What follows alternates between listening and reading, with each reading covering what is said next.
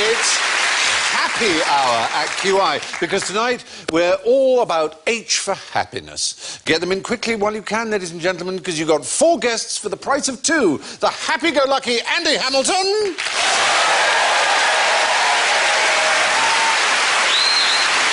The irresistibly chirpy Rich Hall.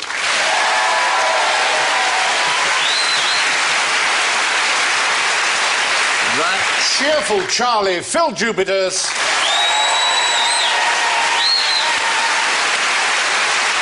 And someone who doesn't even know the meaning of the word lugubrious, Alan Davis.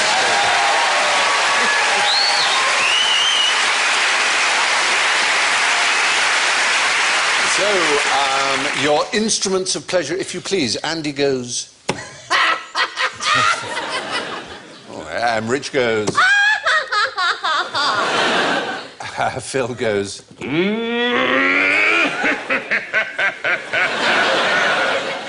Alan goes...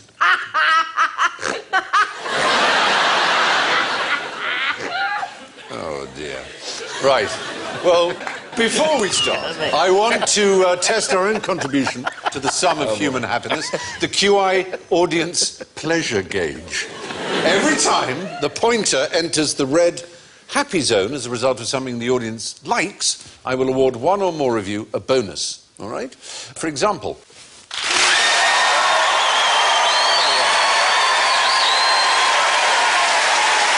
that kind of a sound. All right. So, now to questions. What would make Britain a happier place? No more penalty shootouts. Hope. The Pope? Hope. Oh, not the Pope. Not the Pope, no. I was going to say, that seemed odd. I thought you said a grope. A group I'll and the work Pope. on my diction. Hope.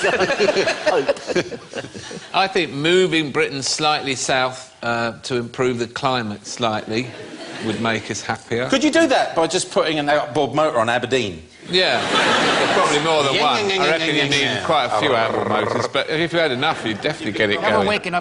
Britain never wakes up in the same latitude. Yeah, you never know where you are. You're just cruising the globe. Like Right, yeah. like Somali pirates. But Can we concentrate...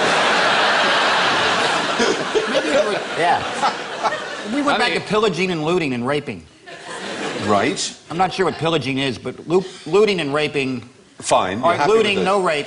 Yeah. Pillage. A minor thing. Minor pillaging. Yeah. What is pillaging? It's kind of sacking, ransacking, stealing from, pilfering and taking things, burgling, taking, I think, pillaging. So it's the same as looting. Yeah. Kind of is. Give everyone the mental age of 6. That would make Britain happier. You'd be very easily pleased. Well, the media are Sweets. working on that, aren't they? Well,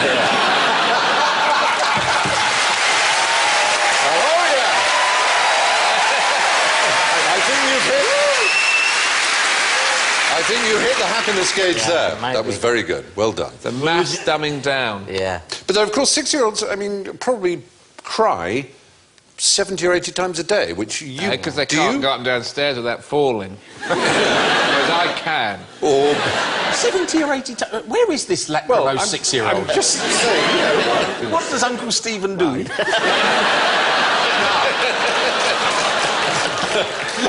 I try and teach them Latin.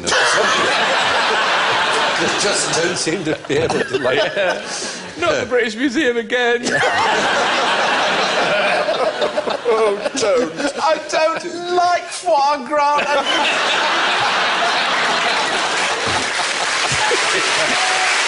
Oh, poo and boo. This is Prosecco and this is real champagne. I'm not telling you again. Otters. Otters. I'd vote yeah. Otters lying on their backs, I playing think- with stones. Sea otters, I think. Makes me happy. Yeah, if you see an otter, in the way you just feel happy. I think if every home had an otter. An otter in every house. Certainly in every village pond. Well, I mean, if one's empirical about this and say, which do we think might be the happiest country on earth? Do you think there's ever been any agreement about which The society? Ottoman Empire. Hey! Hey! Up it goes. Happiness gauge. Very good. That was quick. One of the things that appears to be a great index of happiness is not wealth itself, but a lack of huge disparity between rich and poor. That in countries where really there isn't much of a gap of that sort of nature, that's a famous sketch you may remember from TW3 with John Cleese and Ronnie Barker and Ronnie Corbett. But where there isn't that kind of differential, it seems people are happier. Even in the last 13 or 14 years, Britain, the gap has widened considerably, 10% since 97 when John Major's government ended. The gap between rich and poor has widened. Well, the point is, of course, it's very difficult. How do you measure happiness? Do you ask people if they're happy? And are they reliable guides of their own happiness? The things they do to each other will tell you whether they're happy or not. That's a very good Happy guess. people less inclined to glass people in pubs. Yeah. There's no unit of happiness, is there? That's the problem. No, there's no no international unit of happiness. feliciton. Yeah. No, exactly. There are apparently ways of measuring happiness, but none of them is particularly reliable. An interesting thing is that if you take someone who's got enormous reason apparently to be very happy, say they've just won the pools or the lottery, this was a test that was done in 1978, and someone who'd had a catastrophic car crash that might have paralysed them, obviously at the time one is extremely happy and the other is unbelievably unhappy, but within a very short time they both level out and return to more or less at the same state they were in before. So people have a bedrock They kind level of do. Bhutan was the first country to have a gross measure of happiness, the GNH. Gross National no television Happiness. there, do they? They didn't for a very long time, or indeed traffic lights, yeah. The king declared happiness of the people the guiding goal of development, and he banned unhappy TV shows. Traffic lights never make you happy, do they? No, they don't. Oh, and they tried it in Slough. No traffic lights and no television. They tried making it was called Making Slough Happy, including such things as doing good turns, laughing daily and watching less television, which resulted in a 33% upswing in their life satisfaction index. I think one of the important things would be to get rid of the name Slough. I fear you're right. It's not a very happy name, is it? Yeah, change it to Yippee! Do you know, the weird thing is that would probably work. It would work. We Where are are you from? human beings. We Yippee! would respond to that. Where do you live? Yippee! It would be fantastic. What a brilliant idea. Yippee barks. Yeah. Brilliant. Staines is quite close to Staines. It's not right. You call Staines, woohoo! Yeah. We've got yippee and woohoo. Hull. Bad. Hull. Yeah. Hull. Hot Diggity would be a good name. Hot diggity for Hull. Brilliant. This is a superb movement. This really could make a difference. Because we're human beings. We respond emotionally to things. And it may seem like a trivial difference, but wouldn't that be great if you lived in Hot Diggity? Hot Diggity. Right outside of Zippity Doodah. I think I'd like The only trouble is when there's an accident there, and the newsreader has to say, the bus turned over in Hot Diggity. Oh, no, I remember this quite vividly. When I was about 10, there was a massive mining disaster in India, and hundreds of people were killed, but it was at the Wanky Colliery. And I just remember me and my mates finding this hilarious 400 dead miners at the Wanky Colliery in 1972. It was just awful. That's like a headline I saw in Ireland. It said, Corkman drowns.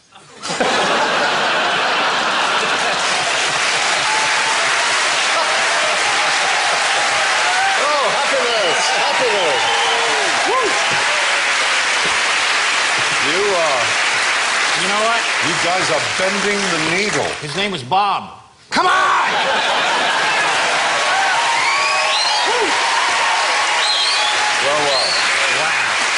Well, I think I've won this one. I'm not going to answer another question.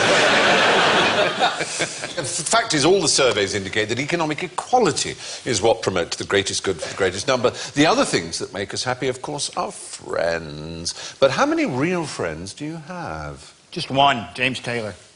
What a friend you have in him. Yeah. I've Moving got on. to 4. 4 friends you've counted, have you? Well, actually, I'm not sure about him. Because he once spiked my drinks and stole my trousers when I was... No, you can definitely cross him out. He's coming off the list, yeah. Which did you do first? Drinks first, Phil. I don't know, maybe he's agile. Good friend. 4. You say that a friend will help you, a friend will come over to your house and help you move, and a good friend will help you move a body. That's good. That's... I have 2 good friends. Oh, Rich! Oh, that's disturbing. There is this thing called a Dunbar number. Does that mean anything Yeah, it's to you? about 100 and something. You're right. There was a 120 professor or of evolutionary anthropology at Oxford University called Dunbar who calculated, if calculation is the right word, that we can't have more than 150 friends. And obviously, some of us have a very high doctrine of friends. 150? Yeah. He defines it this way. I don't even know 150 people. It's a network. It's a network. I was going to say 5. Right, well, I know what you mean. But he defines this friendly network as containing the people you wouldn't feel embarrassed to join at the bar in the transit lounge of Hong Kong Airport at 3 a.m. Oh, no, thousands of them. Yeah. I was going to say, I don't think I've ever been embarrassed to join anyone at a bar in my life. It's a peculiar definition. That is, yeah. It's an odd one. But on the other hand, There's the something number... about this particular transit lounge. I don't know. But 150 does turn out to be quite a special number amongst peoples and groups. It's the average size of traditional hunter-gatherer communities, small religious groups such as the Amish, and the average English village size at the time of the Doomsday Book. It also occurs all over the modern world. It's the number of Christmas cards the average person sends, apparently. 130? 150. The size of a company in all modern armies is 150, as opposed to battalion or platoon. And it's also close to the average number of friends people have on Facebook, which is 130 odd. So it is strangely... It seems to be the number beyond which it's too many, and any less than that is a closer friend. But it's also, when we say friend, we mean someone, as you say, We someone like. who'll bury a body for you. Yeah. Someone who'll does- inspect a genital wart. If they come round your house. No? I'm thinking of a How do you doctor mean there. inspect it? Is there some... Well, give it a certificate or something. Just check that sounds it's like there's normal or not normal. Yeah, yeah. Magnifying glass involved. Yeah, yeah. I'll tell you what, that is a very complicated game of Subbuteo out there. Look at that. It is, isn't it? Yeah. This is where it went wrong for Sven Goran Eriksson. But, yeah. 150 150, it seems to be a magical number. Are you all on Facebook? No? Yes. I don't, You're not- I you don't are? really go on the computer. I read a prediction the other day that said that at the current rate, in 10 years' time, 1 in 3 marriages in America will be people who met online. It's already 1 in 8. It's amazing, isn't it? Oh, God. Is that bad? Well, you just fill out a lot of forms, don't you? Here's everything I like. Oh, no, Wanna meet they someone don't necessarily meet on dating sites. Well, Oh. some of them will be, I agree, but... How else do you meet if you're not on a dating site, though? Join a You group. You join a group. Yeah. Yeah, join a Chat. Facebook group with like-minded people. Oh, right. They send you witty remarks. And which are the And most popular... eventually, you send them a photograph of your genitals. Yes. You know... Whoa.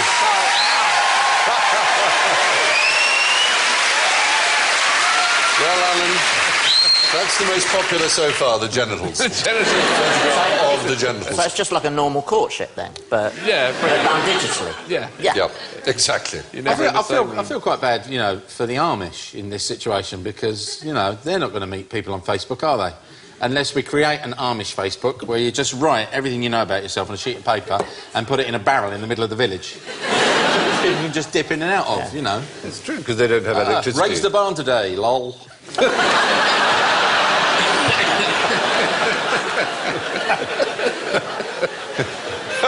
Drank some cider. Row. And they have AMG. Ach, mein Gott.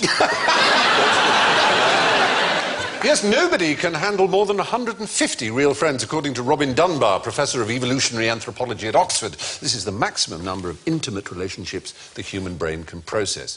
Now, how can you tell if a friend is really pleased to see you? Well, they will be engorged. Oh, kind of... They would if they're really pleased. They wouldn't. You know 150 people who will become engorged at the sight of you. Oh, I know thousands. I know Alan well enough for a light twitch. Right. You're not in 150, but 151, Steve. Hey, there you go. I would guess from the picture that your teeth expand. So we're looking for sincerity. How do you Eye detect contact, sincerity. yes. Body language. But we all work in showbiz. That's not going to be easy. Air kissing, no. Pupils Smell. dilating, something like that. Or they let off a pheromone. Something happens. Well, it's interpretation of the smile is what we really like. So a few who go. Yeah. And it's become a sort of, almost a cliche for us to say that they don't smile with their eyes. But this wasn't known about until the 19th century. There was a Frenchman who had nothing better to do than to electrocute people's faces in order to make their lips turn upwards without their eyes moving. There we are. That's what he liked to do. It's a job. He's only 10 years old, that boy. As you can't have real sideburns, have these electric ones. His name was Guillaume Duchenne, and he defined a true smile as having to involve the face and the eyes. And what he discovered was that you can't control your eyes. You can't make your eyes smile. It's involuntary, whereas you can make your lips smile. Here's some rather good, horrifying attempts to try and make people smile. These are all the QI researchers. Bending over backwards for the show. It's well disturbing. Couldn't he get a different volunteer? Poor Barry, day 60. Day 61. The second one from the bottom is really... Because it looks like the bloke's come at him from the different he's got side. Oh, yes. He's been surprised as well. Yeah. Yeah, no, there is actually, Andy, a third probe you can't see. Mr. Duchenne actually gave the numbers. 58 is, I forgot my mother's birthday. 61, left the gas on. That's not left the gas on, that's just, I've just trodden on a cat and it's died. The real smile is called the Duchenne smile. And with only the mouth smiling, it's known in the trade of happiness studies, gelotology, is known as... A Gordon Brown.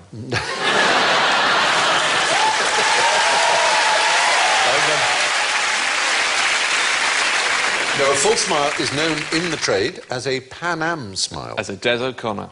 Yeah, or a Pan Am smile, because that was the airline, since defunct, of course, where it was considered they had the stewardesses who had the most plasticky false smiles, where the eyes are not smiling. The Gordon Brown smile was the frightening thing, well, the weird thing about it was you see the moment where he would decide to smile, wouldn't you? And that kills any smile. You actually see you hear a clunk and then there's a smile. You know it's not natural. Yes, I agree. Meanwhile, the girl on the left, is she wearing anything under her coat? That's what used to be called a maxi, I think, isn't it? Do you think their faces hurt? I mean, if you have to, if 300 people are getting off a plane and you have to force a smile at every one of them, by the end they must be in agony by the end. No, absolutely, absolutely. So, if somebody's really pleased to see you, you can see it in their eyes. It's hard to take the involuntary movements of muscles that cause wrinkling around the corners of the eyes, anything other than seriously, because you can't control them. So, what would you do to a waiter who drew a smiley face on your bill? I'm not a fan of the smiley face. No. I don't mind them introducing themselves. Right. That's but a good the point. weird thing is a waiter goes, you know, hi, I'm Stephen, I'll be your waiter. If you call them Stephen for the rest of the night, Stephen, and they come out, they get quite annoyed. By about halfway through the main course, Stephen, this meal is really good. You tell them lots of things and maintain contact and use their name all the time, then you get a sad face on you. It's like personalised number plates. If you ever see a car go by and it's got Reg in it and then you see him go, all right, Reg! They don't like it. Idiots then, aren't they? I have a friend who's a producer on Broadway, and when he's in Joe Allen's, which is an actor's restaurant, and he wants attention at the table, he goes, oh, actor! Which is very mean. Rude. It's very rude, isn't it? Yeah, they don't like that. The stewardesses don't like that on planes when you go nurse. I hate it. Is it? I should have even said stewardess. They're not even... What are they now? Is that a cabin crew? Attendants. Attendant. Attendant. Cabin crew. Cabin crew! Yeah. You work out of Stansted, don't you? I recognise that.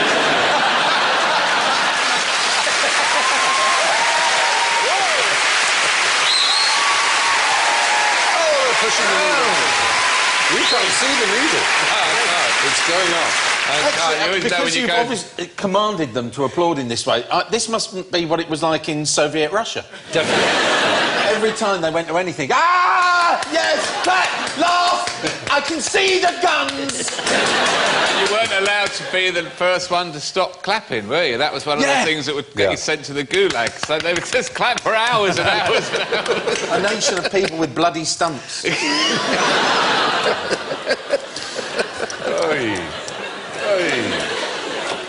Does the smiley face mean the waiter's pleased with what you've done, the way you've conducted yourself?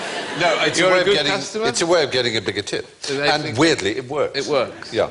They should draw little otters. That would be better. Yeah. On their backs, Spanish don't. Yeah. Does that really work? Are you saying that gets some bigger tip? Yeah, Is that drawing a just smiley face, introducing your name, telling a joke, apparently. How about decent service? Wow, I don't think they've ever thought of that, but that might work. Is that a suitable tip? Because if it is, I'm going to change everything. That's fantastic. That is quite a lot. £1.30. What, which is the nation of biggest tippers? America, is it? America, yes. They're obliged to, aren't What's they? considered the... 20%. 20%? Yeah. But if it's bad service, you take the tip and you put it in a glass of water and you turn it upside down. And you leave it on the table. But you still leave it. I mean, if you leave an American restaurant without tipping, the waiter will chase you. Oh, sure. They will run down the street after you and say, "Sir, you didn't tip." Yeah. They really will. They do. They come and take your money and they say, "Will there be any change with that?" Yeah. Yes, I think But then you can't... That's a $100 bill and I've just had a cup of tea. But what do we think in Britain is the right 10%? 10%. Yeah. But the average that's left, apparently, in British restaurants is 8.5%. No. And so out of the Welsh and the English in Britain, who are the bigger tippers? I'll go Welsh. Yes, they are. The English are the worst tippers in the United Kingdom. Yeah, I'm not surprised by that in the slightest. No, I'm not either. Actually, the English resent tipping. They do, don't they? They do. You know what? I don't think it's even that they resent tipping. I think they can't even be bothered to do the maths. No. That's what they resent, but they can't work 10% it of out. 80p is what? 5p. Here's the thing that counts against national happiness is the process of splitting the bill with a bastard at the end. Oh, no, I only had a beer and a salad. And the drunk at the other end has had 9 white Russians. Let's split it, yeah? It's so One true. day you'll be the one who's had the 9 white Russians. It all comes around. Other countries where there's no tipping? I bet there's no tipping in China. Certainly don't in Singapore. Singapore is actively wrong to tip. Is it an And insult? Japan, it's not. Well, it's Lee Kuan Yew. There used to be signs in the little rickshaws and things saying no tipping in Singapore. Sounds like something drunk students do, rickshaw tipping. Hey! Hey! Right. That came out loud, Stephen. I'm sorry. We were all thinking it, but I'm you sorry. said it. If a waiter draws a smiley face on your bill, you might well leave a bigger tip. From eating out to freaking out. Why was everybody in the world expected to die laughing in 1910? There's Was 1910, Michael in case you didn't know what it McIntyre looked going like. on tour? That is Arthur Smith on the far right. Do we know anything about 1910? 1910. 1910. What Everyone happened? was expected to die. Well, So they discovered laughing gas. there was a hysteria about an upcoming event. I'll And bet it was a big volcano like Krakatoa or something. it was certainly a phenomenon, but But it was going to wasn't- create a lot of pressure, and when it went, it was going to sound like a big fart. A giant whoopee cushion kind of caldera. And that would make everybody laugh, Yeah. hysterically. And they'd be frozen in lava, laughing. It's possible. An even more cosmically grand event. A natural event. A comet. A comet. Comet. The famous comet. the Halley's one- Halley's comet. Halley's or Halley's comet, yes, exactly. Was there? Well, there it is.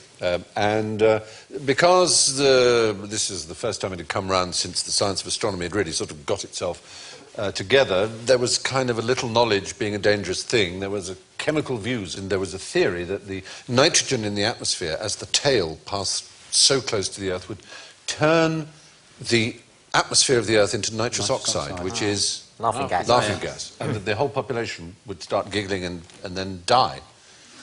We'd all laugh ourselves to death. Oh, that would have been good. It would have been. It said, So much for laughter making you live longer. well, Some people put rags in their doors and windows to try and block the air from getting in. People were very, very convinced something dreadful was going to happen. That's a great story. Can you imagine what the Daily Mail would make with that? Comet. We'll all laugh ourselves to death. Who's to blame? Has anybody ever laughed themselves to death, do you know? The bloke watching the goodies? Yeah. You knew about that, yes. Yeah, Tell yeah. me, what was he watching? He was watching, was it the Kit and Kong episode? It wasn't that, that's the one we'll remember, actually. It was a Scotsman fending off an attack from a black pudding with a set of bagpipes. And... you see? Don't! Oh, no! Have we killed anyone on this show? I... Must try harder. We must. Yeah, he laughed for 25 minutes, had a heart attack, died on the sofa. And the audience finds that very funny. Yeah. My goddaughter laughed for 25 minutes when I showed her people falling down escalators on YouTube. I've never seen anything so funny in my life. There's people on the escalator, standing in, on the standing bit of it, and then on the walking down bit of it, someone just falls down at incredible speed. She watched that 8 times, crying with laughter. I've seen a funny accident on an escalator. I mean, it's a few people might have gone to hospital, I'm not sure, but when I was about 18, it was quite crowded. And somebody down the front, a tourist, I think, got to the bottom and just stopped. So you got this fantastic... Oh, concertina. Yeah. It's pure Marx Brothers, fantastic. So the first thing I ever saw was John McCririck fall out of a boat. Really? Pretend it didn't happen. And I was interviewing him, and so none of the crew could laugh until 2 hours later. Everyone laughed at the same time and didn't stop for half an hour. I kept it in for 2 hours. It is possible. That's fantastic. Because he was so sort of pompously refusing... He's a big blustery guy, and he had a cigar, and he fell right on top of me, and then fell out of the boat, and then got back in and said, all right, where were we? He just fell out of the boat, he's dripping wet. Cigars is hanging out of his mouth, and he's trying to pretend it never happened. So we all pretended it didn't happen until 2 hours later. We were driving back, and the guy driving was almost wrecked. He was laughing so hard. Wouldn't it have been awful if the cameraman had kept the footage running and we could now persuade him to put it up online somewhere and then it could be... I have the footage. And you haven't posted it? No, I wouldn't. You moral... Oh,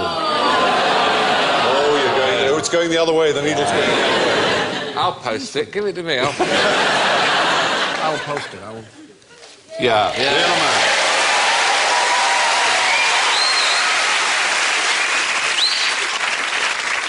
Anyway, so in 1910, people worried, and they worried desperately, that Halley's Comet would turn the air into nitrous oxide and we'd all die laughing. What did the original Mr. Happiness want to do to cheer up his front garden? Is that his garden? I don't think that is his house, right. Funnily enough, no. Gnomes.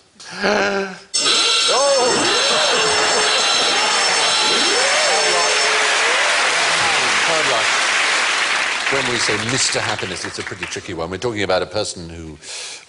an intellectual. Oh, I thought it was going to be Ken Dodd. It wasn't happy. Do we know of a philosopher who was interested in... Yeah, the Diddy Men. They were... even possibly even greater than the Diddy Men. Sort of all philosophers are interested in Well, they are. This one, though, had a calculus of felicity. He calculated how to make people happy, and he had a phrase which I've actually used already today, the greatest good for the greatest number. Bentham. Yeah, that's the chap. Yeah. Tell me what you know about him. He was a utilitarian. Utilitarian is the name of his philosophy. This is very impressive. Yeah. Well done. Jeremy... See, Mr. Gostick, I was paying attention. So what did he do in his garden? I don't know. Jeremy Bentham, he had a belief about how we should decorate our gardens and indeed our public walks and recreations. For the benefit of other people, presumably. For the benefit of ourselves, in a very strange way. He felt that maybe our taboos about death were a bit... Corpses? Just corpses. Nan in the tree. Yeah. Yeah. The cat's padding away at her. Yeah. He put corpses in his garden? Yeah, he called them auto-icons, and he thought they should be all around us. But he also had a view of his own death. Do you know what happened to Jeremy Bentham when he died? Someone put platinum in the garden? No, it's quite well known. I bet they know in the audience. Anyone Go on. know? He was stuffed, that's exactly right. You can go and You can go and inspect see him. him, He's in a you big see him. cabinet, stuffed, in University College London. But bits of him will have been chopped off by medical students. Well, for that did parties. happen to his head, but there he is. That's his body. He had himself dressed. He had a group of friends around. 150 Well, actually, I think it was only about 28. But it's a good call that it should have been that number. And he decided that his skin should be stripped off, his bones and things should have stuffing around them, and there it is. He perhaps invented underpants. He perhaps. Well, it's very hard to say that but he was one of the first people of his time and culture who insisted on wearing what we would now call boxer shorts, really. Most men just had the front of their shirt sort of curved upwards under their bits. I know. Important man, nonetheless, a great intellectual. Yeah. That'd be a real test of friendship, though, wouldn't it? That's how you find out. Stuff Do you mind me. coming around and stuffing me when I die? Yeah. Anyway, Jeremy Bentham, founder of utilitarianism, or the idea that happiness equates to the greatest good for the greatest number, once wrote to London County Council asking for permission to replace the shrubs along his driveway with a line of varnished corpses. But which small furry animal would you make happier by taking it to see Bambi? Does it have to be furry? Yeah, And it's a particular species. What happens to Bambi when... His mum gets shot. Mum Yeah, gets and then shot. what does Bambi do? Then Bambi Joins hangs the out with police. the other He- animals and learns to skate. Yeah. But before that, he cries. Now, this is weird. This is an animal that gets off on deer's tears. Shut up.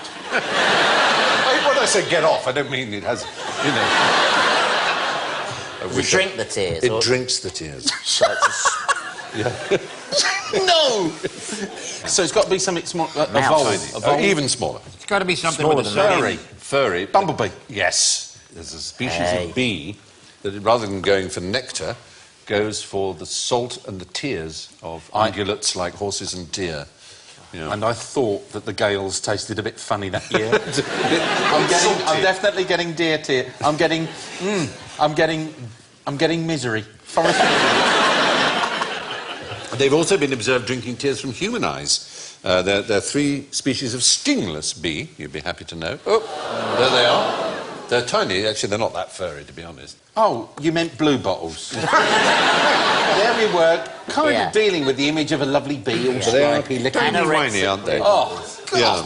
Lysotrigona cacii, and Lysotrigonia furva, and Lysotrigonia parietrigina. And that's what they do. It's strange. So they suck on your misery. Don't look at me like that. It sounded rather poetic when it came into my head, but... There's your cue to make your first heavy metal album, and you have to call it Suck on My Misery. I will. But from one veil of tears to another, where did Florence Nightingale do her most important work? Hospital. In a hospital. In a hostel or a hospital? Hospital. Hospital. I think this was in her bed. Yes, you're right. You know a bit about her, clearly. Well, Expand. I think... Didn't she stay in bed for See, about this is- 50 years or something? See, I have to thank Mr. Gostick for this as well, I think Florence Nightingale came back from the Crimea where she'd, done a lot of good stuff, and then she took to her bed in a rather sort of attention-seeking way, and was a bit of a pain in the arse, I suspect. But she made the great and the good come to her bedside. She was such an icon, and she founded British nursing was sort of founded by... Yeah. Well, the odd thing is, you said in the Crimea having done a lot of good. The strange thing is she felt she didn't do any good. And she's right, she didn't. You were 3 times more likely to die in Scutari, the hospital she ran, than you were in a rough field hospital. Because there was so much infection. It was a disastrous place. And there were reports that showed that the outcome of all the patients under her care was terrible. And she thought this report would expose her. And she was ashamed, in fact. And she kind of had a decline. It wasn't anything other than just she thought her life and her career and her reputation was over. She went home, went to bed and stayed in bed. But she lived, as you say, over 50 years in bed. And she would awake and start work at 5, writing letters and campaigning and doing all the good that she then did in laying down standards of cleanliness. But it was really to expiate the failure of her work in the Crimea, which is quite surprising, I think. Yeah. Yeah. But if ignorance is bliss, then prepare for a torrent of pleasure, for it's time for our general ignorance, fingers on buzzers if you would. What is Africa's dominant animal predator? By dominant, do we mean the one that kills the most things? kills the most other animals? Yeah, I guess, as a predator. Hyena. Is the right answer. Nice. Very good. Very good. Andy Hamilton. You're on fire. No, because I watched something where David Attenborough said the hyena is the biggest killer. Yeah. And most people might think it was the lion as the most dominant in that sense. Obviously, mosquitoes kill more. But lions humans. are lazy buggers. You watch them, They are. And in fact, scavenged kills, it's much more likely that a lion will scavenge the kill of a hyena than the hyena that of a lion. Much more. We think of hyenas as somehow kind of sloping away, little like jackals, but actually they're very intelligent. And there they are, spotty. I mean, you wouldn't want one around the house necessarily. You wouldn't want to be chased by a pack of them. No, you wouldn't. You wouldn't. And what's with the laughter? Because we're here with happiness. They laugh. What's that about? What does the laugh mean? Do we know? They're communicating with each other. Yes, it's a particular thing they're communicating. It's. They're watching Mr. Bean. It's popular in virtually every country in the world. Why wouldn't they like it? I think they're laughing because they're remembering something that happened earlier. Oh, yes. It's actually clan submissiveness, supposedly. But would you like to hear it? Would you like to hear a hyena laugh? Why, certainly. You're going to bring one in? Yes, I am.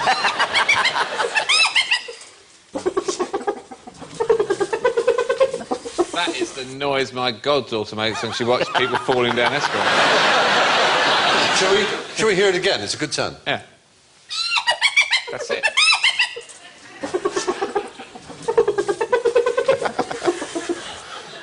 It's a good noise. Do you know, there's a sort of acting trick. If you are asked to laugh, some people find it very difficult, and it's terrible if it sounds false. Ha ha! You know, it's like... But do you know what a simple physical technique is to make your... Anyone can then sound convincing when they laugh. Ice cube in the anus.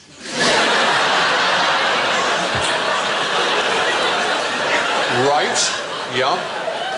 That might do something, I don't know. Might make others laugh. Yeah.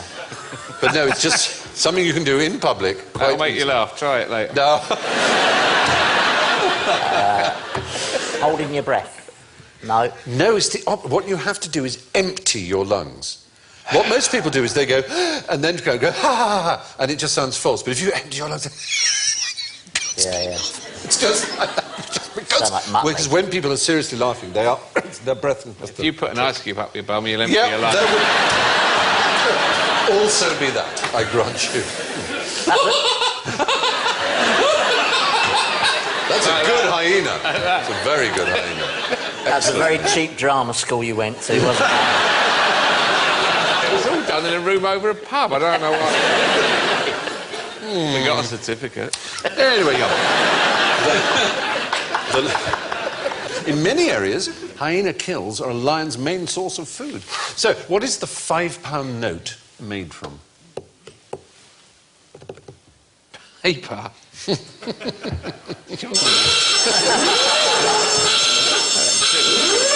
just get that one out of the way. Yeah. It's made out of money. They're cotton and linen. Ah.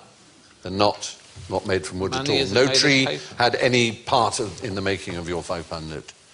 Which is surprising, because that's the reason. But it's not very funny. But I thought you'd like to know. But I mean, I just find it extraordinary, Steve. Do you? Thank you. It sounds like paper when you tear it up and laugh in the waiter's face. Yeah. That's for the smiley face. Stephen. Yes, well, it's apparently called Stephen, but you were saying it with a V, I could tell. Yeah, totally. Yeah. Okay. Well done, that's right. I mean, there's nothing more to say. Banknotes are made from cotton or linen because wood-based paper is far too fragile.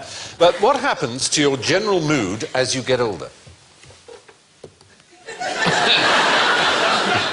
You become more sort Oh, there's Phil again. sedated. Look in there. I think... You don't get grumpier. No, I think you get happier. Yeah, but there was a thing in the paper a while back, surprisingly showed people around the age of sort of 81 or something like that were really happy. But presumably that's just smugness. You think, I've made it to 81. So, I don't know. Yeah. Well, Nothing. No change. well, essentially, you just stay much as you were. That your general disposition appears to be more or less fixed. Except you wear a in your newspaper 30s. on your head. Yes, the actual behaviour can be a little strange. But the idea that men become grumpy or women become grumpy is apparently absolutely nonsense. I've read that, seems so I'll odd. put that there. I know. Is this what that philosopher's front garden would look like? Bentham's front lawn.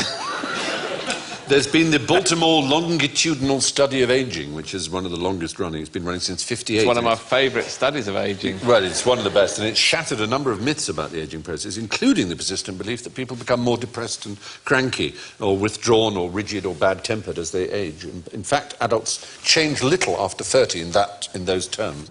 A grumpy old git probably used to be a grumpy young git. And now it's time to separate the cheer from the gloom as we consider the scores. And oh my word, and oh my goodness, and oh good gracious me. In the lead with a magnificent 4 points, it's Phil Jupiters!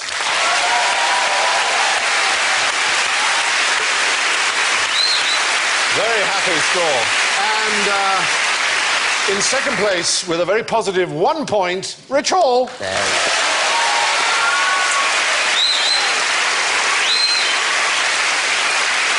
And despite his brilliance, in third place with minus 15, Andy Hamilton.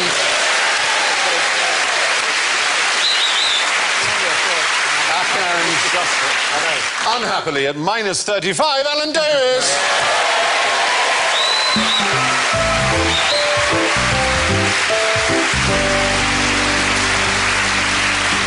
Well, it only remains for me to thank Rich, Phil, Andy and Alan to leave you with this at a dinner for Sir Harold and Lady Macmillan, hosted by the de Gaulles at the Élysée Palace. Lady Dorothy asked Madame de Gaulle if, after all her husband's many achievements, there was anything that she still wanted. Yes, said the First Lady of France, a penis. Which the General leaned over and whispered discreetly, no, my dear, in English it is pronounced happiness. Good night.